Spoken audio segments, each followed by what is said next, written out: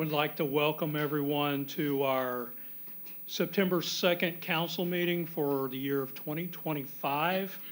I'd like to introduce Josephine Tapia will be doing our invocation, and Councilwoman Pat Van Hout will be leading us in our pledges. Please come forward.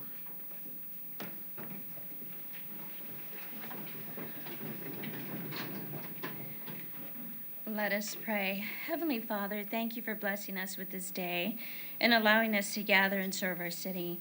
Cover us, Lord, and guide our mayor, our council members, and every city staff member here. Give us your wisdom so that when we make our decisions, they honor you. Courage to lead with honesty and integrity, and hearts full of compassion, so we serve with humility. May all that we do here honor and the trust that was placed in us, and serve the well-being of our community, and be carried out in the spirit of peace and respect that brings glory to your name. In Jesus' mighty name we pray, amen. Amen. Please join me in the pledges. I pledge allegiance to the flag of the United States of America and to the republic for which it stands, one nation, under God, indivisible, with liberty and justice for all. On the Texas flag, I pledge allegiance to thee, Texas, one state, under God, one and indivisible.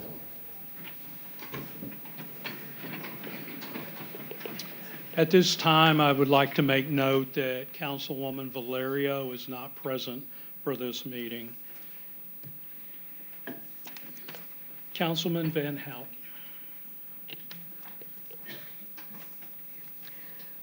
Recently, San Jacinto College lost a trustee, John Moon Jr. They want to appoint someone to complete the term, which goes through May of 2027. They have information about requirements and an application on their website. Councilman Estrada.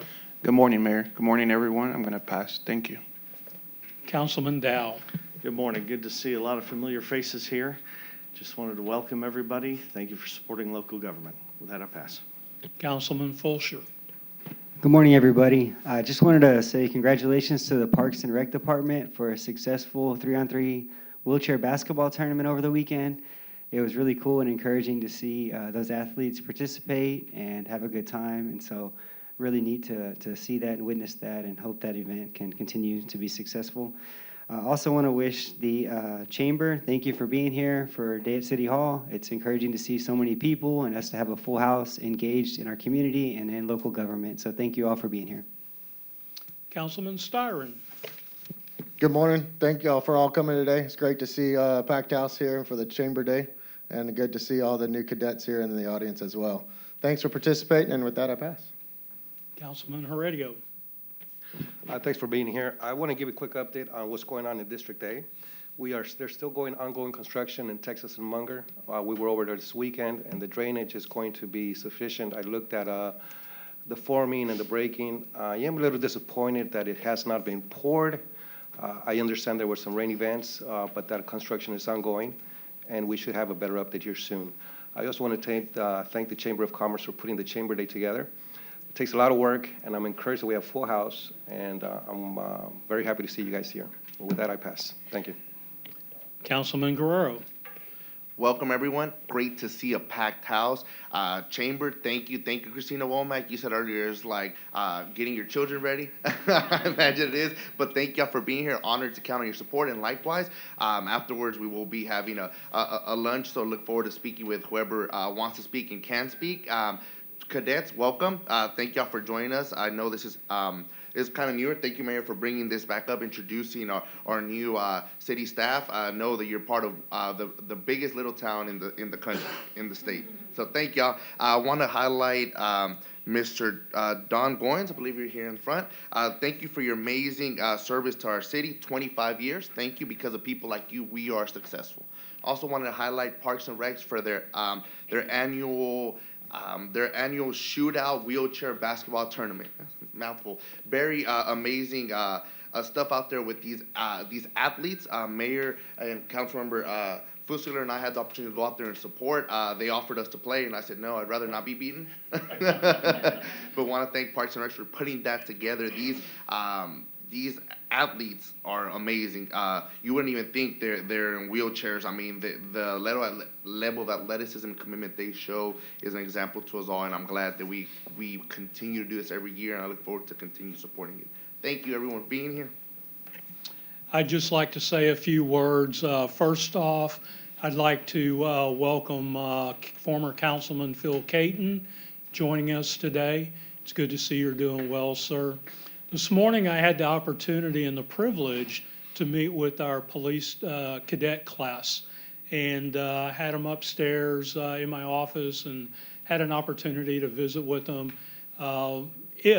Big if, when they all graduate, this will put us over 300 officers in the city of Pasadena.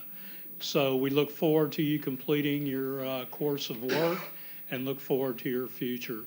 To the chamber members that are here, welcome. It's been an annual tradition, and I look forward to visiting with y'all shortly. Mr. Goins, congratulations on your service.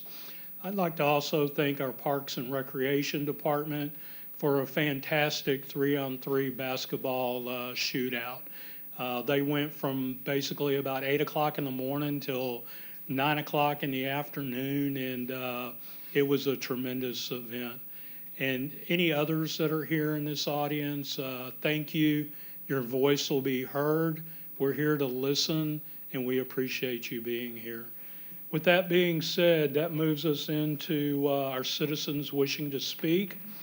Christina Womack, please come forward. Before we get started, I want to reiterate one statement I made at their last council meeting. All citizens that are speaking are to address the council as a whole and the mayor. You're not to address anyone in the audience. You're not to call out their name or do personal attacks. If you do, you will be warned one time. The second time, I will ask an officer to escort you out of council chambers. So I look forward, and I know our council members look forward to hearing from everyone. Ms. Womack. Happy to comply, Mayor. On behalf of the Pasadena Chamber, we want to commend you, Mayor Shanebine, and your administration for the way you've approached your first 60 days in office. Transitions aren't always easy, but you have set a clear tone, one rooted in openness, dialogue, and accountability. In just 2 short months, we've seen a willingness to communicate directly with residents, businesses, and civic partners. Whether that's through your digital progress reports, encouraging stakeholder meetings, or the accessibility of your leadership team, you've demonstrated that this administration values input and collaboration, and that spirit matters because it builds trust, and trust is the foundation of effective governance. We commend the administration and the city secretary's office for complying with the new state-mandated rules of having information online 3 business days in advance and with all of the backup documentation, especially when preparing for days like days at City Hall. So thank you for all the teams for making that happen. Today, as you all know, is our Chamber Day at City Hall, where business leaders gather to connect with city leadership, understand how city government works, understand the processes, and how they can engage and serve our city. And so our workshop and seminar today is thanks in parts to our sponsors. And so we want to say thanks to our gold sponsors, Coastal Ice and Water and Othon Engineering, as well as our silver sponsors, Savannah Cafe and Bakery and Hagor Instruments. These are just a few of the companies who help support the work of the Chamber and the many companies that are here today. We look forward to continuing to partner together to strengthen our local economy, support our businesses, and enhance the quality of life for all who call Pasadena home, businesses and residents. In alignment with your commitment to openness and progress, the Chamber's priorities remain the same. Improving the process for local planning and permitting, opening the opportunity for folks to serve on committees and boards, infrastructure, workforce development, as well as making sure that local businesses, small businesses are supported and have the tools they need to excel. One of those examples is our upcoming Pasadena Loves Local workshop on September 24th in partnership with the Pasadena Economic Development Corporation, where businesses can learn about AI tools from Google on how to help their business succeed. And then, of course, we are gearing up for Taste of the Town on November 6th, our largest fundraiser, where we'll showcase local restaurants and companies to more than 2,500 people out at the Pasadena Convention Center. This year's theme is the Road to World Cup. This is a major economic driver in tourism across our entire region, and so we look forward to showcasing some of the elements and ways to engage with the World Cup for businesses in Houston, because it's a trickle-down effect that benefits our entire region. And so in closing, we just say we stand ready to partner with the administration and with City Council. We thank those of you who have been at recent events, had one-on-one meetings to understand the chamber priorities, and we look forward to partnering for continued success. And so at this time, we would love to get a photo with the participants who are here today with our Chamber Day at City Hall. If you guys will join up front right here, and we'll take a photo with Mayor and City Council members. Got it right on time. We'll just stay right here. Y'all come on down and we'll get right here in the front.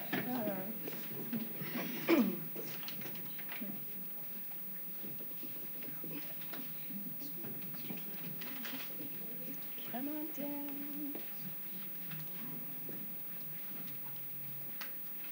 Okay.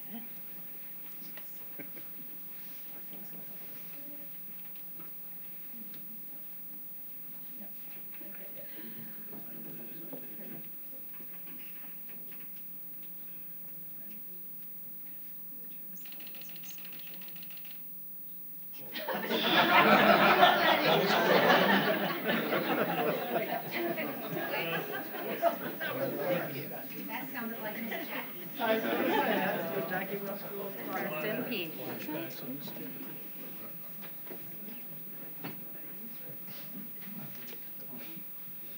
Michelle Parton, please come up. Good morning, Mayor Thomas. Good morning, council members. May I hand these out to you? You can give them to the city secretary.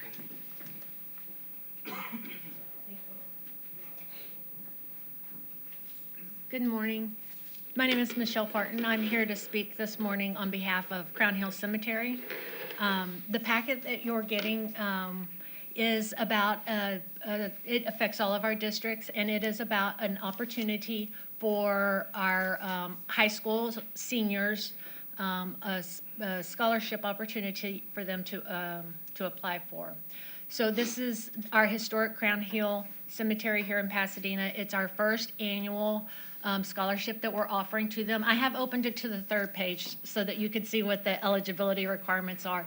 It's in hopes that each of you would be able to spread it at your HOA meetings, at your community functions, so that we have more senior participation in the scholarship. It's our first year to do it. We are offering one scholarship of $500 to hopefully help a senior with their books or with their tuition or housing, whatever it is that they need, in hopes that next year we can help with more scholarships than just one.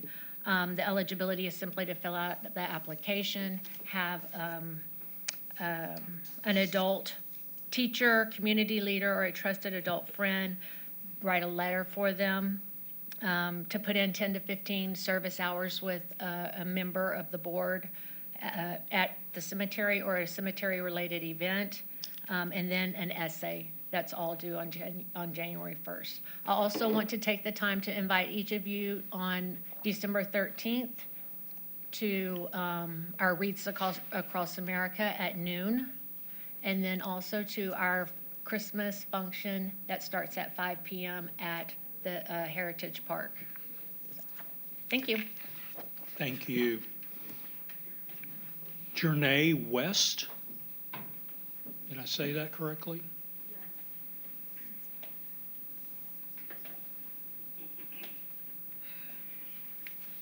I'm extremely nervous, but good morning, everybody.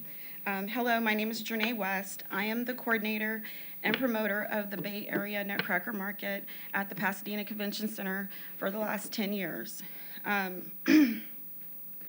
My market promotes local small businesses, and we partner with the Can Do Food Drive to support the community and more.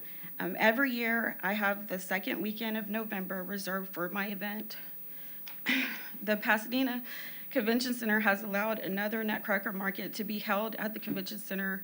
The new market is named, well, I'm not going to say the name, but it's unbelievably a very similar name to mine.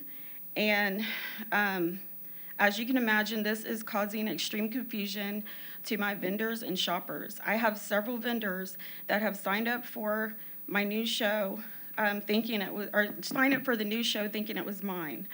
I have received numerous emails and comments regarding the confusion from vendors and shoppers. The new show has taken my name, my dates, my vendors, my shoppers, and is causing me financial hardships. When I asked who has my original dates, the Convention Center has misled me several times and said it was just a trade show, and they did not mention anything about a new Christmas market. I was the only Christmas market for like over 7 years. Now there are 3 Christmas markets in a row. No other venue allows multiple Christmas shows to be held back-to-back, especially with the same name. I have spoken with the Convention Center regarding all of these issues, and they can care less. As a matter of fact, it appears that they are trying to set my event up for failure. I have met you, Mr. Mayor, at my Nutcracker Market last year. I don't know if you remember me, but we shook hands, and you said you will be able to help me when you become mayor, and I appreciate anything you can do to help me with this matter. And like if someone can just like follow up with me or something to help me with this matter, I appreciate it. Thank you. Ms. Sherry Free.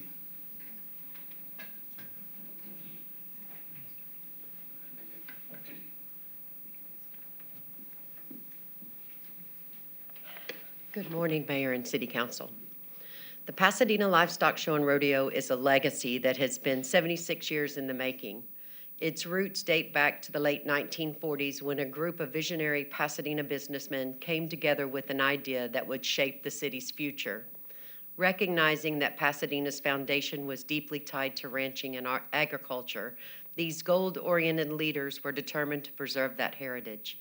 They saw a way to unite the business community, the cowboy spirit, and the rural values through one enduring organization. Their vision was clear: to create an event that would bring the citizens of Pasadena together, support the youth of the community, and celebrate the traditions that define the American way of life.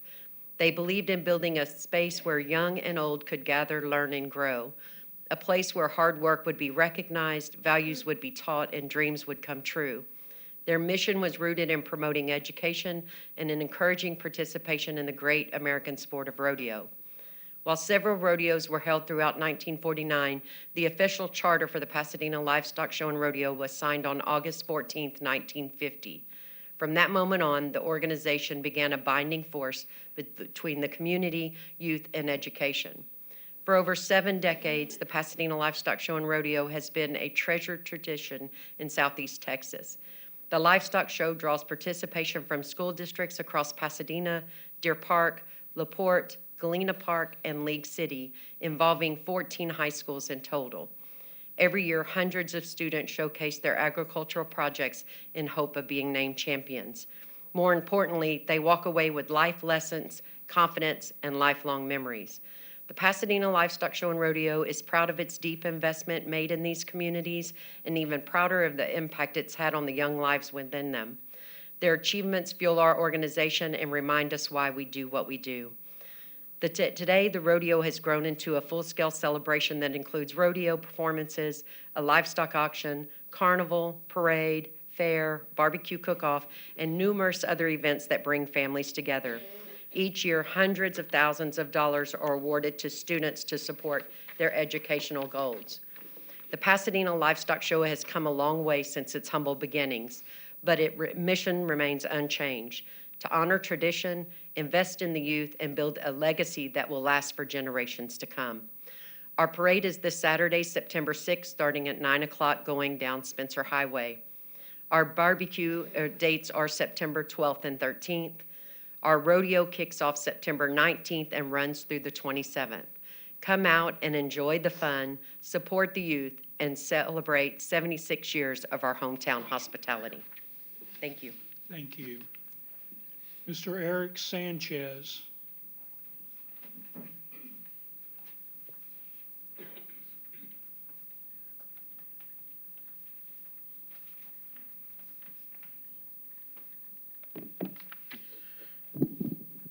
Good morning. First, I want to point out that to this day, my photo being displayed behind the City Hall front desk has never been addressed. Nobody has ever explained why it was there, why it was here, and I would like for one of you to offer an explanation to me after the meeting. Additionally, I've heard at least one person attending these meetings making false allegations that I'm a sex offender. These claims are bizarre and entirely defamatory. It would be concerning if this person turns out to be employed by Pasadena. Moving on, after the last meeting, I spoke to Daniel Lynn Stevens' best friend. He expressed that none of the contradictory details of Daniel's alleged suicide were ever disclosed publicly, and he is too afraid to come forward as he now believes Daniel was murdered, and that his death was covered up by Detective McFadden, an officer that Perry Matlock, a 74-year-old, has said was known as Pasadena's most corrupt officers, connected to organized crime, and known to plant weapons and drugs on persons. Now you claim you have no record of McFadden's employment, despite TCO records existing. McFadden arrested Daniel and handled both his and Marvin Harris's death investigations. In one photo I provided, Marvin clearly has an exit wound in his forehead. And nowhere in the police report is it mentioned that a toy sheriff's badge was placed on his body. Furthermore, Jeff Ging's injuries also don't match his autopsy. It's claimed that a bullet went through his chest, lungs, heart, and out his side, stopping at his arm and falling to the ground, being found on the ground. But photos show that the bullet went through his entire arm entirely. It's also alleged that Ging was shot through the head and helmet, yet no close-up photos of the helmet exist. One witness claimed the man in a blue truck got out with a rifle and shot Ging.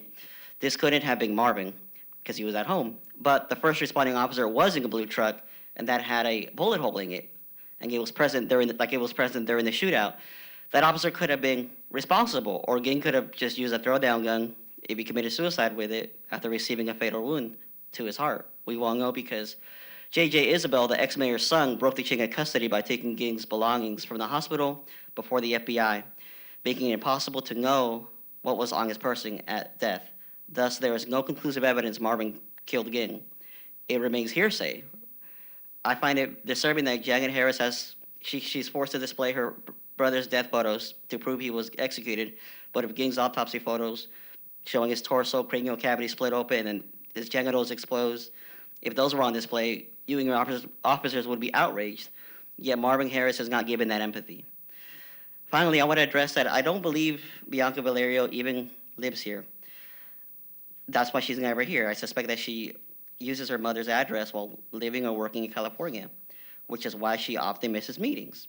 She should provide geotag data or any solid proof she's been in Texas consistently. If not, she should be investigated and criminally charged for her actions that would also implicate her family. Thank you. Sir. Stephen Alvarez.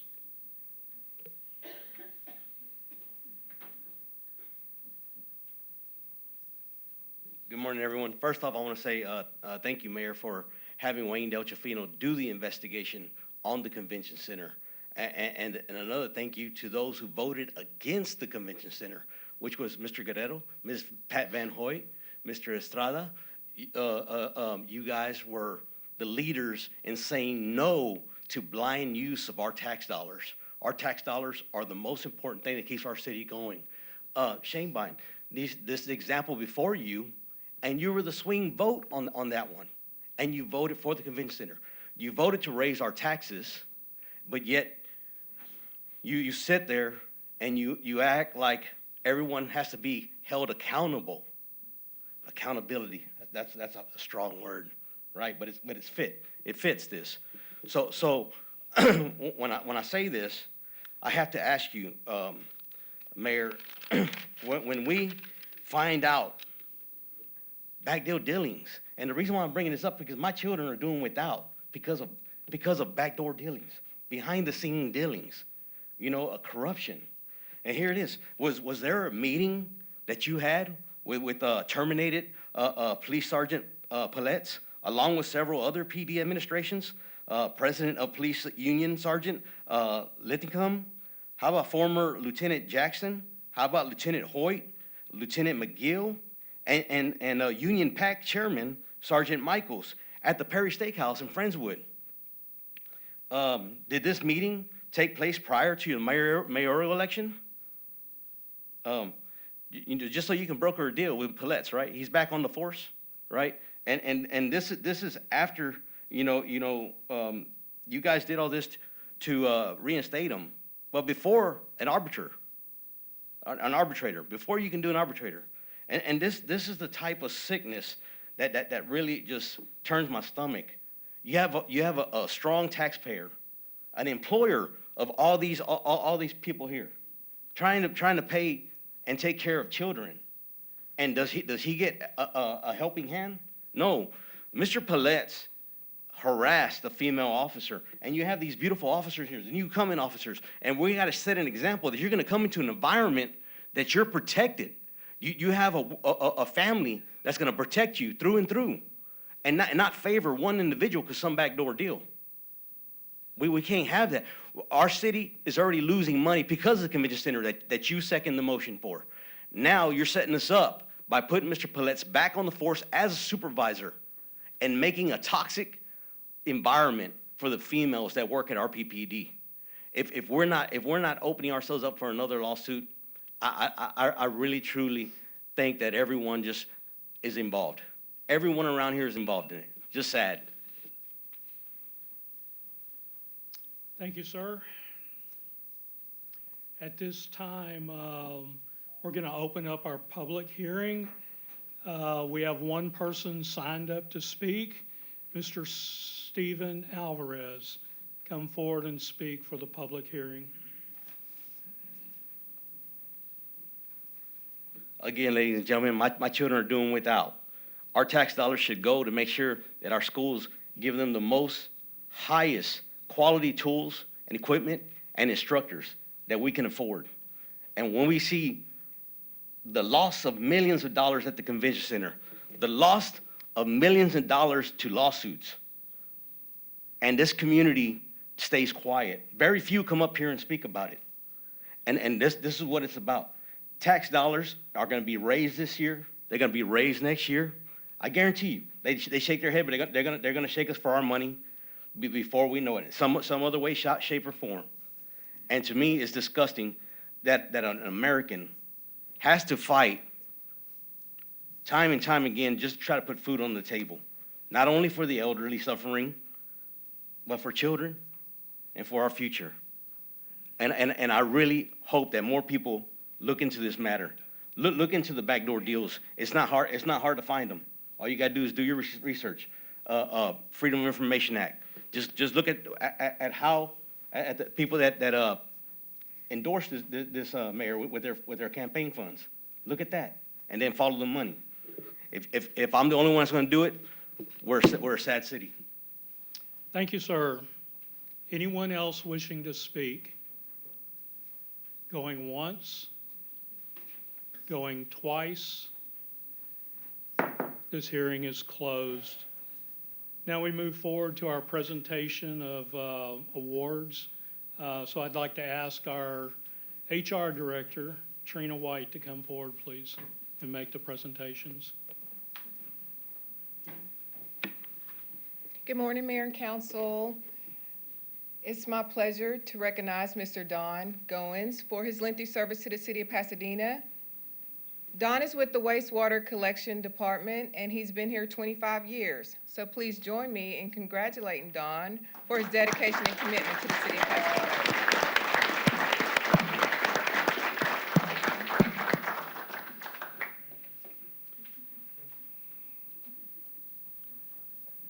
Now, at this time, I'd like to recognize our Chief of Police, Mike Jackson. If you would please come forward and make your presentation.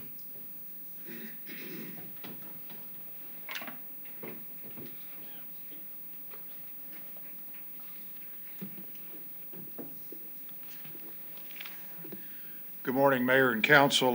My name is Gene Ellis. I'm actually a retired Chief of Police and currently the Executive Director of the Texas Police Chiefs Association. I've had the honor of representing the Law Enforcement Accreditation Program at dozens of these type presentations. This one's special. I'm a Pasadena native.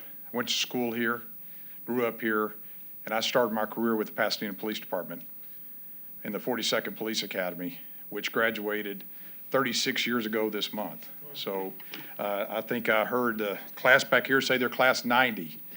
And it's a great honor to be here. The Texas Police Chiefs Association is comprised of over 1,500 police chiefs and command personnel across our great state, committed to advancing professionalism in law enforcement. It's my privilege to be here this morning to present the Pasadena Police Department with its certificate of reaccreditation. Over 20 years ago, the association created the accreditation program to provide a framework for professional excellence in Texas law enforcement. You may be familiar with accreditation programs for schools, hospitals, and universities, each requiring an adherence to rigorous standards. Our goal is no different. The Texas Law Enforcement Accreditation Program is entirely voluntary, yet it demands a high level of accountability. Agencies must demonstrate compliance with 173 standards rooted in Texas law, court rulings, and modern best practices. These standards cover a full scope of police operations, including use of force, protection of individual rights, vehicle pursuits, property evidence management, and hundreds of others. This program has become the gold standard for professional policing in Texas. agencies across the state are working tirelessly to meet and maintain these standards. The Pasadena Police Department first achieved accredited status in 2021, becoming the 167th agency to do so. Today, we proudly announce the department has achieved reaccreditation, an accomplishment that is far from easy.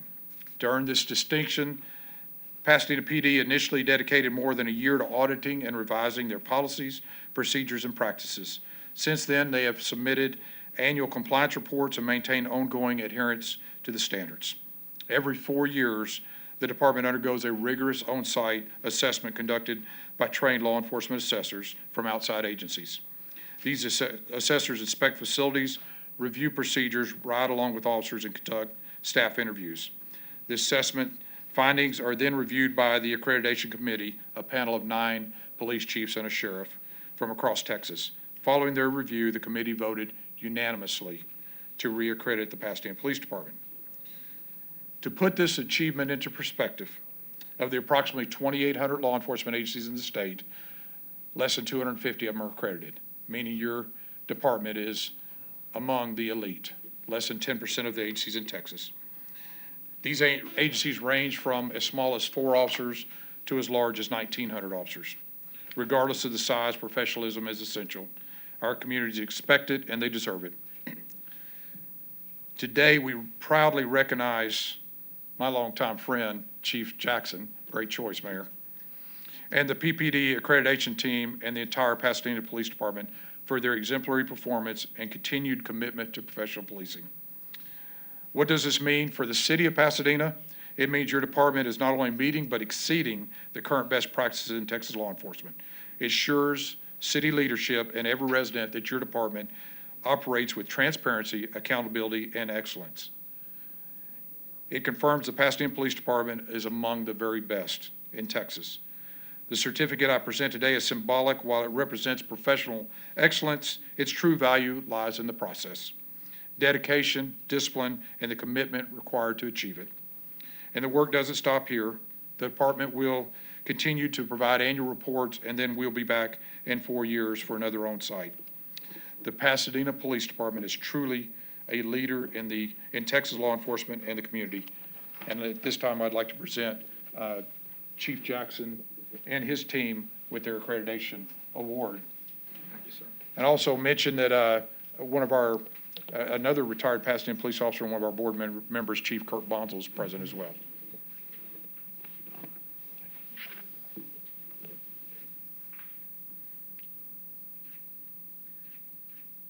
Chief, if y'all could step forward.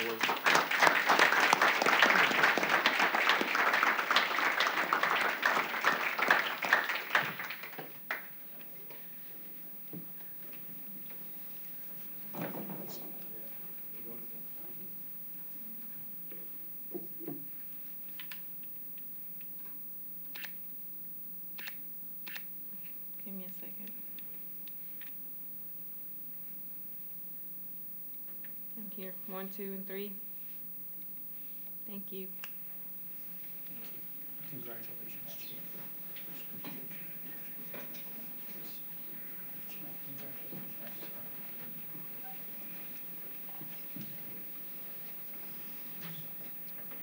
Okay, at this time, I have a couple of special citations that I would like to present to some incredible individuals that helped me in a mighty way. And I'm going to ask our city secretary, Miss Amanda, to read them. I'm going to join you down front, and we'll go from there.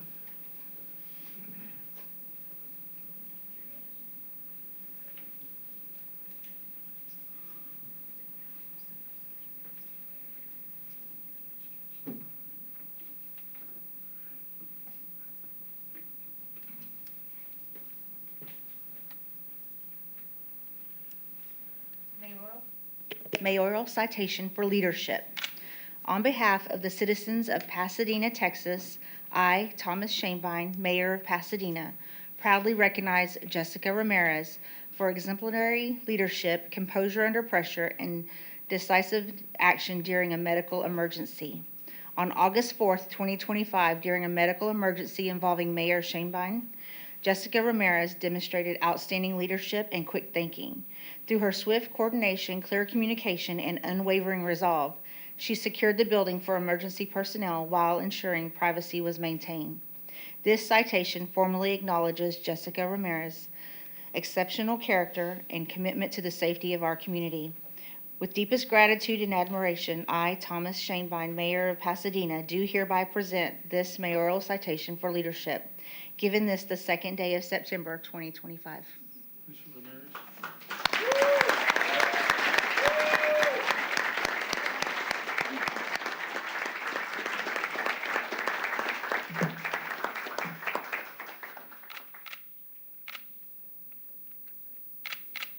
Awesome. I have one more.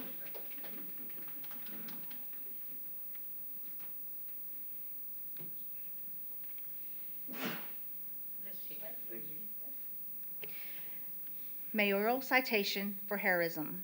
On behalf of the citizens of Pasadena, Texas, I, Thomas Shanebine, Mayor of Pasadena, proudly honor James Holt for his exceptional bravery during a life-threatening emergency. On August 4th, 2025, James Holt acted swiftly and decisively in medical crisis, demonstrating extraordinary courage. His prompt response and composure helped save my life. James Holt exemplifies heroism, showcasing the profound strength and compassion that resides within humanity. His actions reflect remarkable personal character and unwavering commitment to helping others. With deepest gratitude and admiration, I, Thomas Shanebine, Mayor of Pasadena, do hereby present this mayoral citation for heroism, given this the second day of September 2025.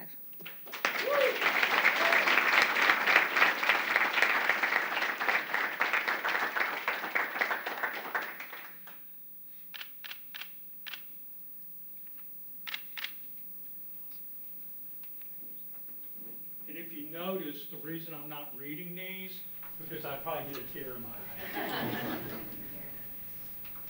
And our final one.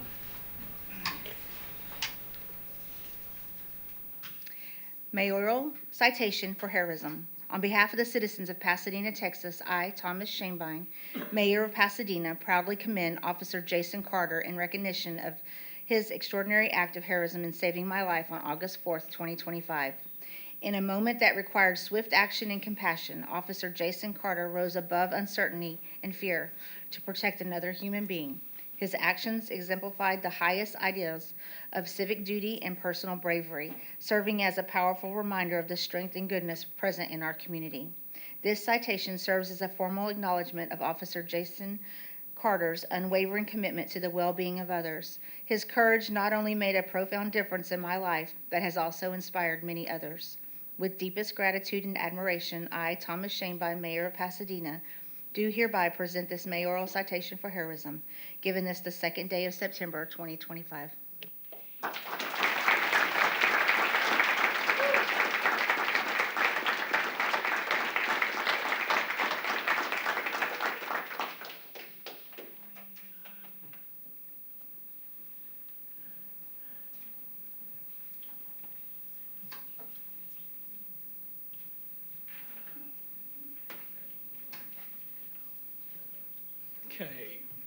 Presentation of minutes.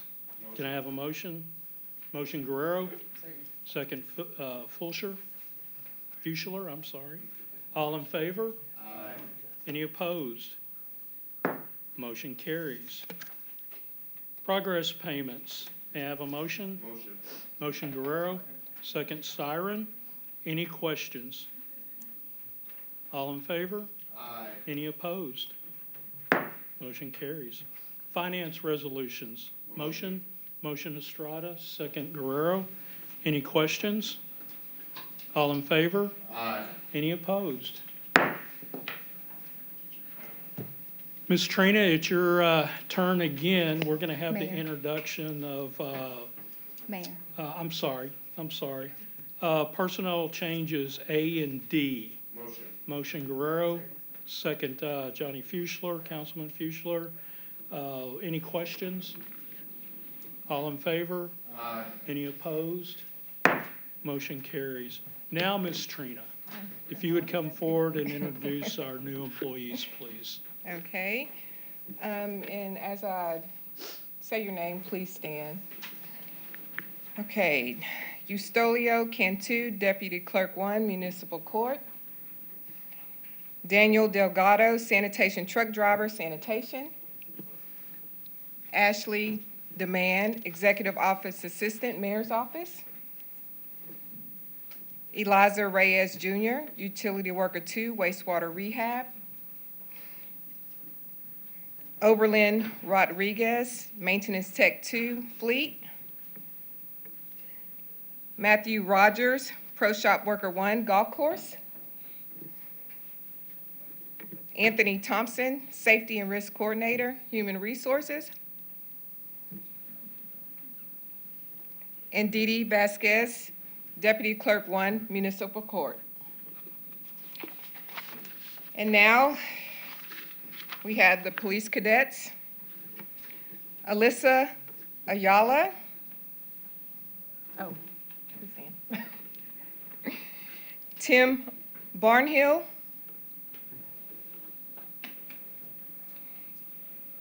Mirjuslavic Bustos. Edwin Diaz. Alexander Gonzalez. Jacobo Herrera. Emily Howitt. Tyler Lerma. Aaron Lopez. Stephen Martino. Raleigh Mihelic. Arturo Casada. Alex Ruiz. Damian Ruiz. Tony Ruiz. Jessica Salazar. Chris Santiago. Anthony Tigner. Javier Trevino. And Donovan Watson. So at this time, let's give them all an applause. Thank you. Welcome, new employees, welcome. Madam Secretary, that brings us to our final readings.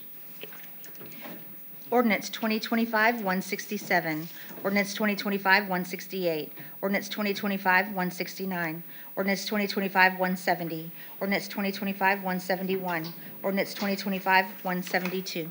Motion. Motion by Councilman Guerrero, second by Councilman Styron. Any questions? All in favor? Aye. Motion carries. First readings, on our first readings, Madam Secretary, will be deferring item D and item E. Ordinance 2025-173, ratifying the property tax increase reflected in the annual budget of the City of Pasadena, Texas for the fiscal year beginning October 1, 2025 and ending September 30th, 2026. A roll call vote is required for adoption. Okay, at this time, we'll have our roll call vote. A, Mayor, I'm sorry. we'll need Mayor. to make a motion to. make a motion. Motion Guerrero, second Fuchler. Let's have our vote. A, Mayor, I have a few comments regarding that Okay. first reading. And Mayor, I've been practicing engineer for about 23 years. That being said, I evaluate every budget with the lens of long-term investment and sustainability. And after reviewing our budget, the reality is clear. Our strongs are reserved. Our reserves are very strong and healthy. Yet this budget does not direct those resources where I feel they're most urgently needed. In my 23 years of practice, I've realized how important our infrastructure is. Paving, drainage, sidewalks, and mobility require greater investments. These are not optional projects. These are the backbone of our public safety. With this reserve we currently have on hold, we should have no problem addressing these more aggressively. At the same time, when we had our budget, Motion, Councilor, just clarify, we're voting on the tax increase rate on item A, not the budget. I'm sorry, I thought you read We're roll item call B. vote. item A. Item A. I am sorry, I Yes, sir. disregard. I Okay. was commenting on comment B. Okay. My mistake. Your vote, sir? Aye. Aye. Aye. Aye. I also vote aye. Motion passes. Okay, now to B. Ordinance 2025-174, adopting the annual budget for the City of Pasadena, Texas for the fiscal year beginning October 1, 2025, and ending September 30th, 2026, and appropriating those amounts to those object accounts containing a repealing clause, containing a savings clause, and containing a severability clause. A roll call vote is required for adoption. Motion? Motion Estrada. Need a second Styron. I had a comment. Go ahead, Councilman Ray. Mayor, let me finish my comment. At the same time, I noticed that many of employees who carry this city day after day have gone years without meaningful raises. We cannot continue to prioritize concrete and steel over every workforce that keeps our city operating. Our employees are very important. That's what keeps our city going. You guys are important, but we got to make sure that you guys are taken care of as well. That being said, we cannot underfund our people when we weaken the foundation of our services deliveries. Because this budget fails to adequately prioritize both infrastructure and employees, I cannot vote yes on this. I would vote in no confidence on this process. We need more, need to look at it closely and make sure those issues get addressed. With that, I pass. Comments. Yes, Mayor. So we're currently voting on Ordinance 174, adopting the annual budget for the city. This is the preliminary voting on it. There's a lot of questions that I have on this budget. We are elected for fiscal responsibility. That means to make smart financial decisions for our cities and for our citizens. We have departments that are matching Houston's pay currently right now with the new projected budget. The issue is we're not Houston. Houston's, and I don't want to be Houston, all thanks to our neighbors, but they're in financial constraints for bad financial decisions. Currently, we also have employees who have not received in 7 years. We have other departments where it takes 10 years to move up the pay scale.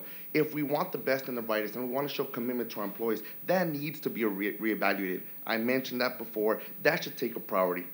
While we have gotten even more top-heavy, meaning directors, new leadership, and management salaries have increased on an average of 20 to 24%, while people on the front lines of other departments barely see the 3% cost of living adjustment. That's not right. We need to adequately and equitably represent and sustain all our employees. Where's the equitability across the departments? Where do we show we care for our employees? This is one of the best cities ever, and I want to show that. I intend to show that. Allocations of funds is key. While we do a 24% average increase for certain departments, what about other much-needed essential services? For example, Josefino came in here crying about, what was it, about Acadia's response time. And I appreciate that he called our town Stinky Dina. But a town this big should have its own EMS system. An EMS system, most cities our size have one. An EMS system, point blank, would save more lives, and saving lives is priceless. We also must look towards a hybrid fire department model. While we appreciate a volunteer model, it is not sustainable. And we see that in the increase of burned buildings. Our response time is great. The trucks are there. But what about people to operate that? We need to explore, Mayor, a hybrid model with people at our stations 24/7, not solely depending on volunteers. While we are thankful for that, over the past few years, we've incurred various legal fees of outsourcing legal fees, tumbling over $2 million. While we have an in-house legal department, that's very contradictory, spending money for outside legal counsel, yet we have our own legal department. I've yet to understand the feasibility or the smart implications of that. Yet we asked for transparency. We were promised transparency. Another big ticket item we have not discussed is the convention center, a $96 million project. What's going on with that? How much has already been spent? What is our current obligation to the lenders? And again, what is going on to that? Nothing has been presented to date. There has been no workshop. We still don't fully understand those implications or what's next. We are deciding on a budget without any plans or workshops on CIPs. These are capital improvement plans that lead our long-term infrastructure plans and investments. Where is that? I've yet to see that, and we've asked for this.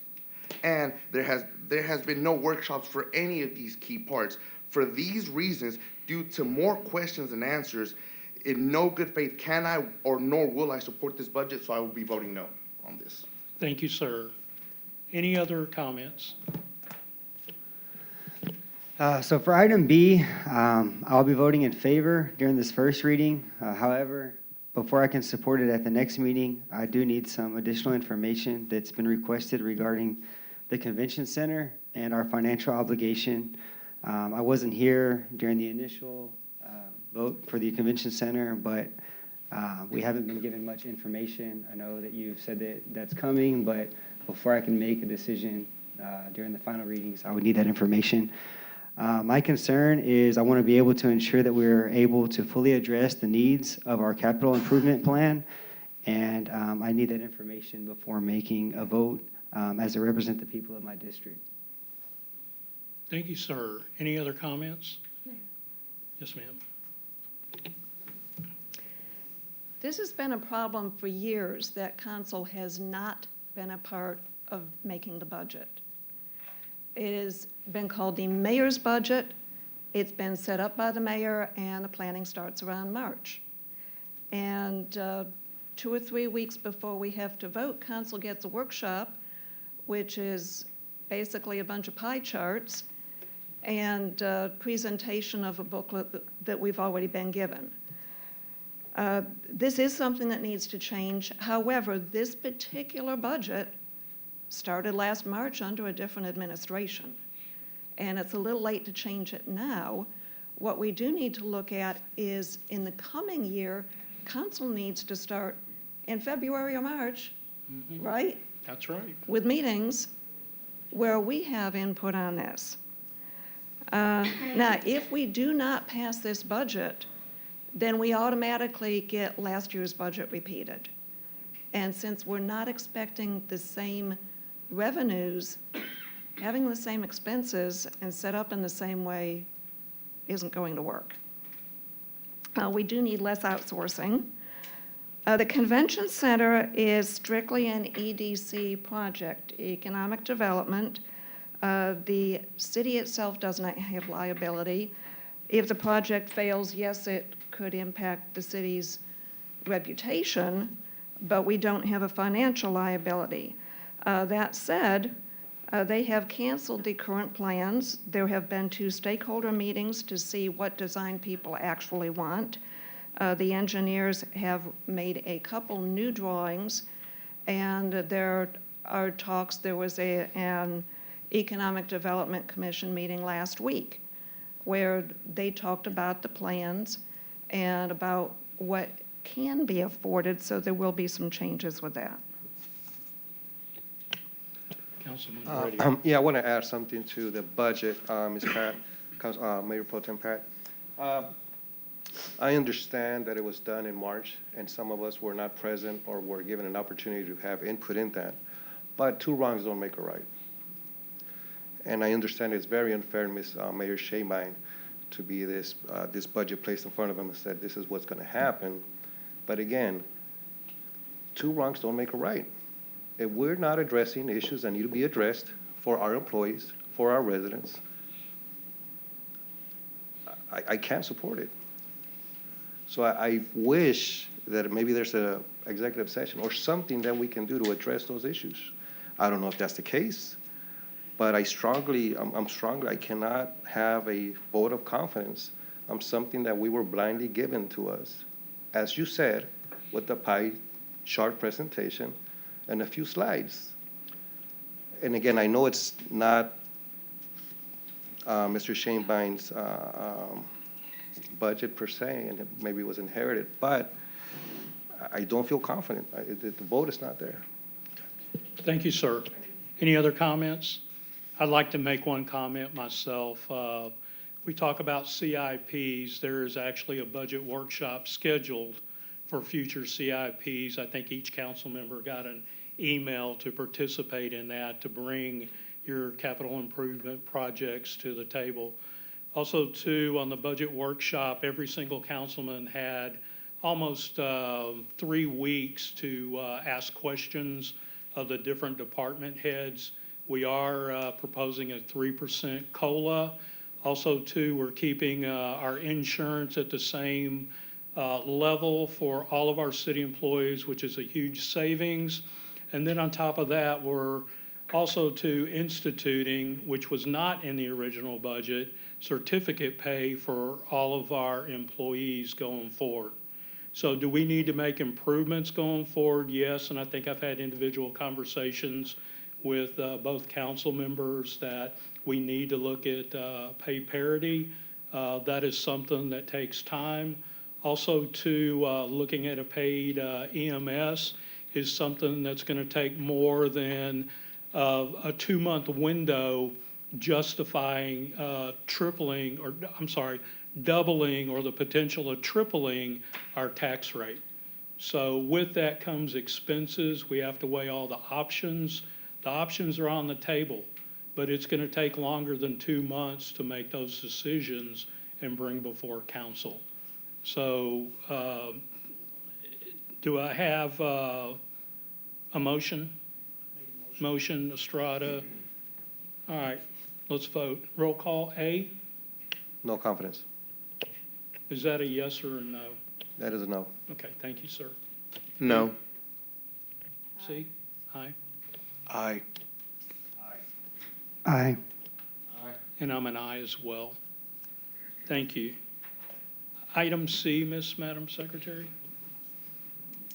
Ordinance 2025-175, an ordinance by roll call vote proposing the adoption of a property tax rate for the 2025 tax year of 0.465586 $100 value for the city of Pasadena, Harris County, Texas, consisting of 0.398097 $100 value maintenance and operation rate and 0.067489 $100 value DEP rate per the specific requirements provided under Texas Property Tax Code, authorizing the levy, assessment, and collection of ad valorem taxes based upon the established rate, declaring distribution of said tax rate in the general fund and the debt service fund of the city, and providing for a severability clause.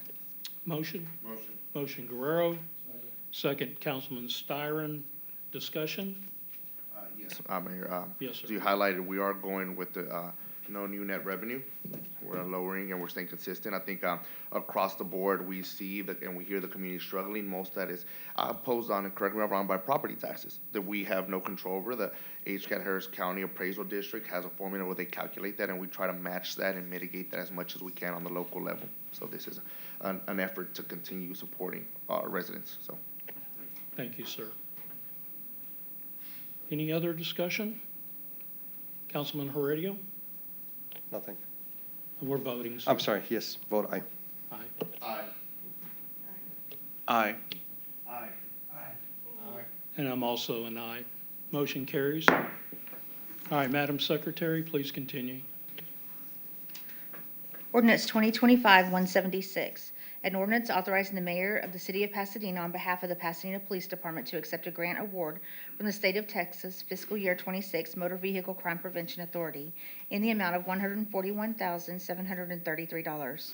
Ordinance 2025-177, amending ordinance 2023-164, previously amended by ordinance 2024-65 and 2025-85, and extended under ordinance 2024-212. A professional service agreement with Concept Engineers Incorporated for services related to construction management for the City of Pasadena Home Investment Partnership Program, and appropriate additional funds in the amount of $5,300. Ordinance 2025-178, authorizing and approving a contract with Action Target Incorporated for the Pasadena Police Department's gun range berm trap construction using U.S. General Services Administration contract number GS07F0482Y. Ordinance 2025-179, authorizing and approving an annual contract with Dell Marketing LP for the purchase of computer devices and other hardware on an as-needed basis. Ordinance 2025-180, authorizing and approving the purchase by the City of Pasadena, Texas of one Freightliner 114 SD conventional cab with load king trailer from Houston Freightliner using HGAC contract number HT06-20. Ordinance 2025-181, authorizing and approving the purchase by the City of Pasadena, Texas of one Hyster H70S forklift from Briggs Equipment Company using buy board contract number 658-22. Ordinance 2025-182, authorizing and approving transfer to Magellan Crude Oil Pipeline Company LP of one 24-inch crude oil and condensate pipeline franchise P01 Genoa Red Bluff to Speed Junction, granted by ordinance 2020-34 to Converge Midstream LLC and providing a savings clause and providing for severability. Ordinance 2025-183, authorizing and approving transfer to Magellan Crude Oil Pipeline Company LP of one 24-inch crude oil and condensate pipeline franchise P02 Genoa Red Bluff to Speed Junction, granted by ordinance 2020-35 to Converge Midstream LLC, providing a savings clause and providing for severability. Motion to approve. Motion down, second Guerrero. Any discussion? All in favor? Aye. Aye. Motion carries. Madam Secretary, that brings us to our resolutions. Resolution 2025-159, accepting for and on behalf of the City of Pasadena, Texas, a seized auto from Harris County identified as number 2024-70567. Resolution 2025-160, accepting in-kind donations from Children's Museum, 424 day passes, Pasadena Rodeo, 2 tickets, caps, and shirts, Serrano Insurance Agency, 15 pizzas, Armand Bayou Nature Center, 2 boat cruise tickets, Cinemark, 4 tickets, Urban Air, 20 tickets, Chick-fil-A, 3 gift baskets, Fairmont Nutrition, $25 gift card, Lakeshore Learning, projector and learning kits, and food coupons from Jeremiah's Italian Ice, Bubba's 33, Peter Piper, Nothing But Cakes, Raising Cane's, Panda Express, and Whataburger for the Pasadena Public Library summer programming, equipment, food, and reading incentive giveaways. Resolution 2025-161, accepting in-kind donations from the Friends of Pasadena Public Library, valued at $3,286.86 for staff development, staff shirts for part-timers, and programming, including supplies, snacks, giveaways, and presenters. Resolution 2025-162, authorizing the Pasadena Parks and Recreation Department to accept a monetary donation from the Pasadena Pony Baseball League in the amount of $7,950 to purchase a new LED scoreboard at Lee Field. Resolution 2025-163, accepting award for the Pasadena Public Library from the Texas State Library and Archive Interlibrary Loan Lending Reimbursement Program in the amount of $1,842, which will aid in costs associated with the program, i.e. shipping and supplies.